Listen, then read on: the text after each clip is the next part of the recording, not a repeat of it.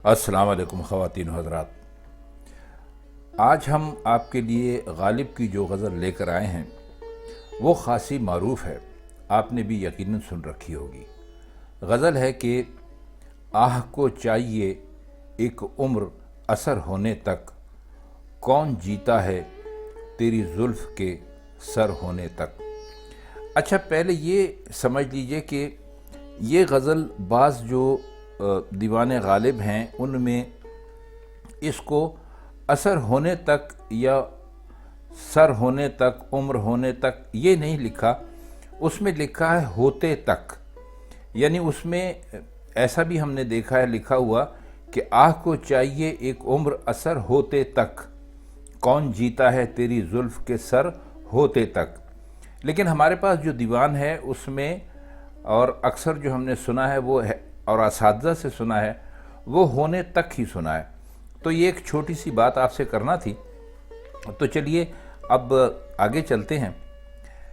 एक उम्र का मतलब है बहुत सारा वक्त, यानी पूरी ज़िंदगी किसी काम में लग जाए तो कहते हैं कि जी एक उम्र हो गई इसको। और बहुत सारे शायरों ने इसको इस्तेमाल किया है। फराज साहब का बड़ा मशहूर शेर है, एक उम्र से हूँ लज्जते गिरिया से भी महरूम, आपने सुना होगा। तो इस शेर को एक उम्र का क्या हम यहाँ पर माने लिखें, आपको तो पता ही है, ये तो इतनी ख़ास मुश्किल चीज़ नहीं है। तो आह को चाहिए एक उम्र असर होने तक, कौन जीता है तेरी जुल्फ़ के सर होने तक। इस मुहावरे के मानी में थोड़ा सा इख्तिलाफ भी है और किसी एक मानी को तरजीह देने की बज़ाहिर कोई वजह भी नहीं। फ़ारसी में सरशुदन शुरू होने की तरफ इशारा है। सरशुदन कलम का मतलब है कलम बन जाना। और गालिब का ये शेर इस सनद के तौर पे पेश किया जा सकता है कि इसके माने पेज खुलने के भी हैं।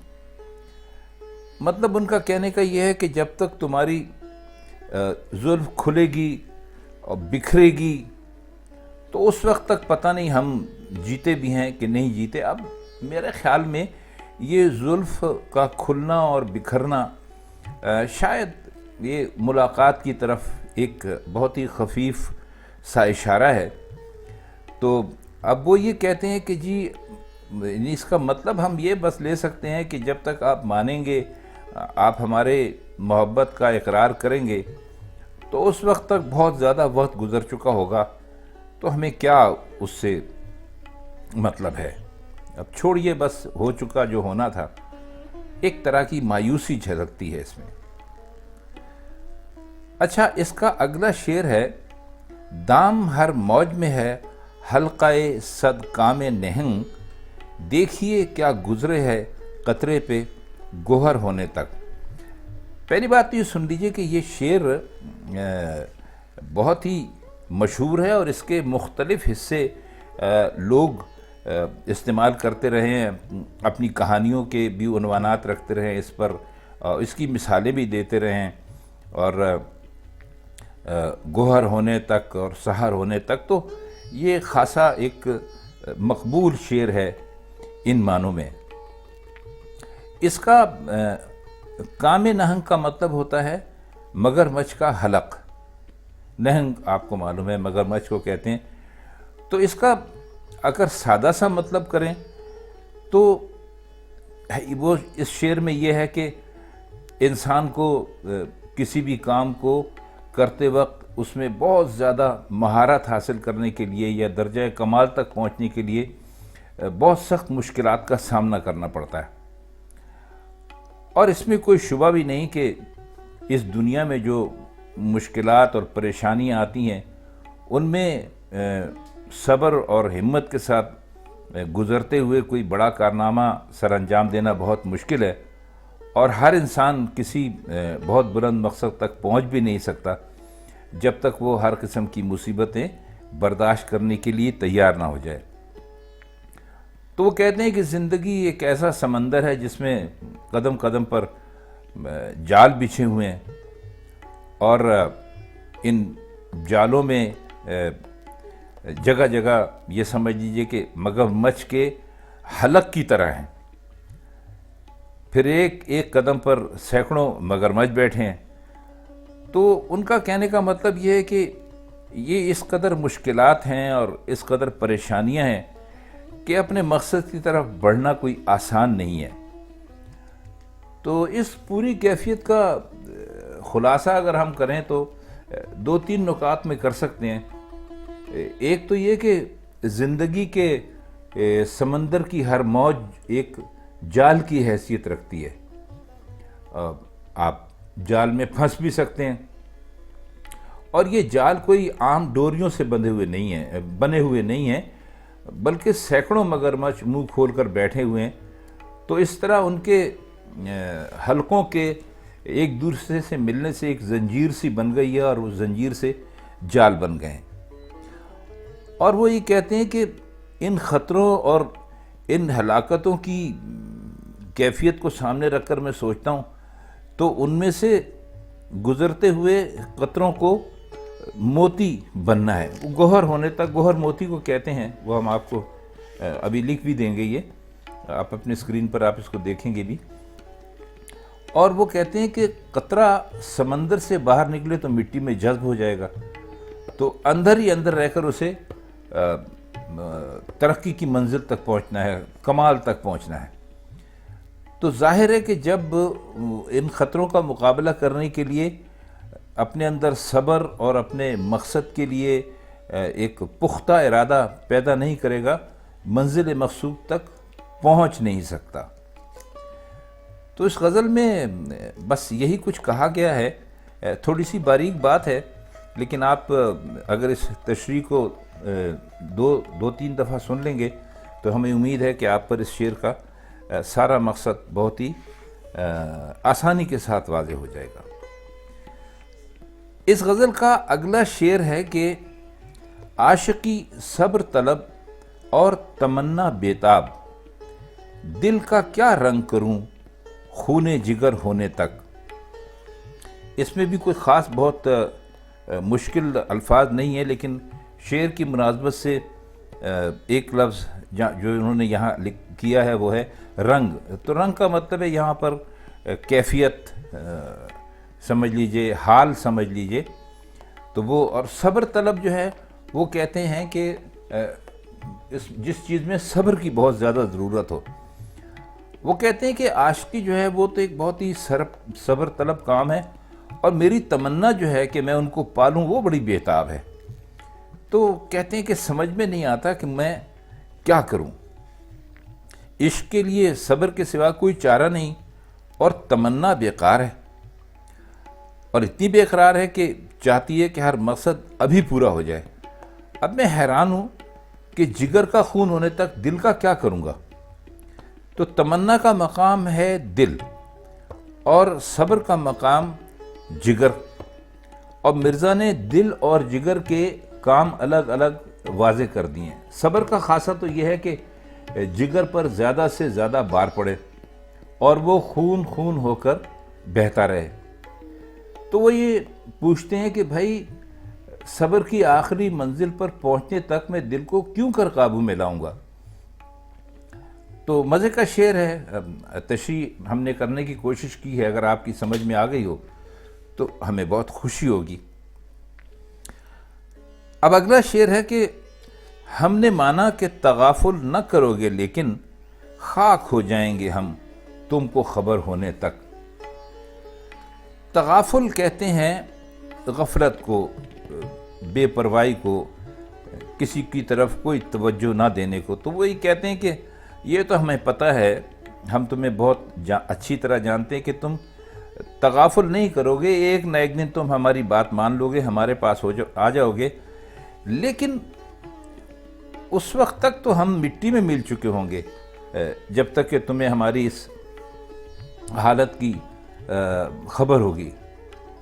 تو وہ کہتے ہیں کہ یہ بھی تو ظاہر ہے کہ جب تک آپ کو ہماری خبر ملے گی اور آپ ہمارے حال پر توجہ فرمائیں گے، اس وقت تو ہم ختم ہو کر قبر میں جا کے سو جائیں گے، بلکہ ہمارا جسم بھی مٹی میں مل چکا ہوگا۔ تو شعر میں دراصل محبوب کے تغافل یا اس کی غفلت یا اس کی لاپرواہی کا نقشہ نہایت پراسرار اور دل نشین الفاظ میں کھینچا ہے۔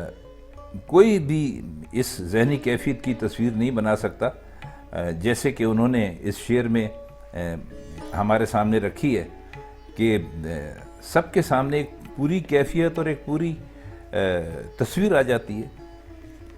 اچھا، اس کا اگلا شعر ہے: پرتو خور سے ہے شبنم کو فنا کی تعلیم، میں بھی ہوں ایک عنایت کی نظر ہونے تک۔ پرتو خور کہتے ہیں سورج کا جلوہ اور دھوپ کی تیزی، جس کی گرمی کی وجہ سے شبنم جو ہے وہ اڑ جاتی ہے۔ آپ نے دیکھا ہوگا کہیں بھی پانی پڑا ہوا ہو تو وہ سورج کی جو گرمی ہوتی ہے وہ اس کو سکھا دیتی ہے۔ تو اس میں اور کوئی خاص مشکل لفظ نہیں ہے، تو ہم اس کے معنی سمجھنے کی کوشش کرتے ہیں۔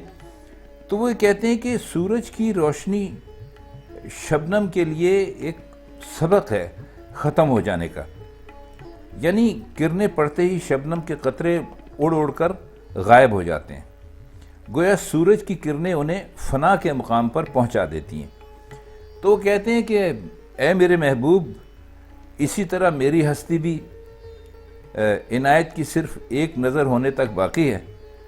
جب آپ کی نظر عنایت مجھ پر پڑ جائے گی اور جس طرح سورج کی کرنیں شبنم پر پڑتی ہیں، میں بھی اسی طرح فنا ہو جاؤں گا، مر جاؤں گا، ختم ہو جاؤں گا۔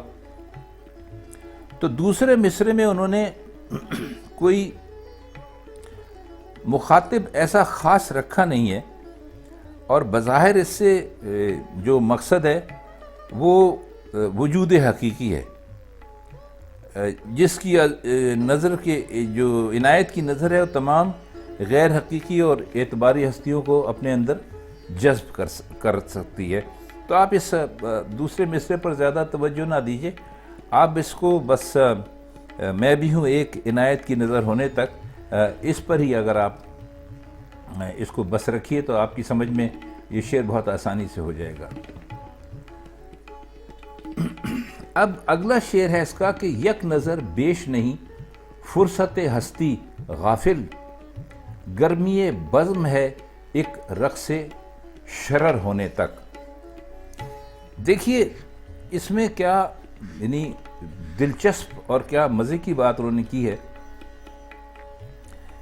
کہ کہتے ہیں کہ اے غافل انسان، زندگی کی مہلت ایک نظر سے زیادہ نہیں ہے، یعنی نظر اٹھائی، دیکھا اور ختم ہو گئی۔ دوسرے لفظوں میں کہہ سکتے ہیں کہ یہ فرصت پلک جھپکنے کی حد تک محدود ہے، یعنی آدمی کی زندگی کچھ بھی نہیں ہے۔ عام آپ نے سنا بھی ہوگا، لوگ کہتے ہیں کہ بس ایک سانس ہے، اگر وہ اندر سے باہر نہ آئے اور باہر سے اندر نہ جائے تو انسان ختم ہو جاتا ہے۔ تو یہ اچھی بہت مزے کی انہوں نے بات کی ہے، اور ہستی انسان کو ہی کہا گیا ہے، اور غافل کا مطلب آپ جانتے ہیں، غفلت کرنے والا۔ تو گرمی بزم ہے ایک رقص شرر ہونے تک، ان کا وہ کہہ یہ رہے ہیں کہ یہ جو دنیا کی رونقیں لگی ہوئی ہیں یہ بالکل ایسے ہی ہیں کہ جیسے آپ نے دیکھا ہوگا کہ کہیں پر اگر آگ جل رہی ہو تو اس میں سے چنگاریاں نکل رہی ہوتی ہیں، تو وہ جو چنگاری ہوتی ہے اس کی عمر کچھ زیادہ نہیں ہوتی، بس وہ آگ سے نکلتی ہے، 2-4 فٹ اوپر جاتی ہے اور اس کے بعد ختم ہو جاتی ہے۔ تو اس چنگاری کو، آگ سے نکلنے کو انہوں نے رقص شرر کہا ہے، یعنی چنگاری کا رقص انہوں نے کہا ہے۔ اچھا، اب اس کا ہم آتے ہیں اس کے آخری شعر کی طرف، یعنی مقطع اس کا کیا ہے۔ وہ کہتے ہیں کہ غم ہستی کا اسد کس سے ہو جز مرگ علاج، شمع ہر رنگ میں جلتی ہے سحر ہونے تک۔ اب یہ دیکھیے کیا خوبصورت بات انہوں نے کی ہے۔ جز مرگ کا مطلب ہے کہ موت کے سوا، موت کے علاوہ۔ تو وہ یہ کہتے ہیں کہ اے اسد، اپنے آپ کو مخاطب کر رہے ہیں، زندگی کے غم کا علاج موت کے سوا کون کر سکتا ہے؟ یہ بیماری مرنے پر ہی ختم ہو سکتی ہے۔ دیکھیے، شمع کو رات کے وقت جلاتے ہیں اور جب تک صبح نہ ہو جائے وہ برابر جلتی رہتی ہے، یعنی اس کی سوزش یعنی جلنے کا خاتمہ صبح طلوع ہو جانے پر ہوتا ہے۔ تو یہی کیفیت غم ہستی کی ہے۔ اسے بھی ایک شمع سمجھنا چاہیے جو برابر جلتی رہے گی، اور صرف موت اسے بجھائے گی، کیونکہ غم ہستی کی شمع کے لیے موت ہی صبح کا حکم رکھتی ہے۔ تو خواتین حضرات، ہم نے مرزا غالب کی غزل آپ کی خدمت میں پیش کی، اس کے کچھ مشکل الفاظ کے معنی بھی آپ کو بتانے کی کوشش کی، اور کچھ اپنی طرف سے اس کی شرح کرنے کی بھی کوشش کی۔ اصل میں مرزا کا کلام اتنا بلیغ ہے اور زندگی پر اتنا زیادہ چھایا ہوا ہے کہ جب بھی ہم خود بھی جب اس کو پڑھنے کے لیے بیٹھتے ہیں تو ہر مرتبہ کوئی نئے معنی ہی سمجھ میں آتے ہیں۔ تو بہرحال اپنی سی کوشش کی، تو امید ہے کہ یہ غزل اس تشریح کو سمجھنے کے بعد جب بھی کبھی آپ سنیں گے تو آپ پر اس کے نئے نئے معنی کھلیں گے۔ تو اب اگلی غزل کے ساتھ آپ کی خدمت میں پھر حاضر ہوں گے، تب تک کے لیے ہمیں اجازت دیجیے۔ اللہ حافظ۔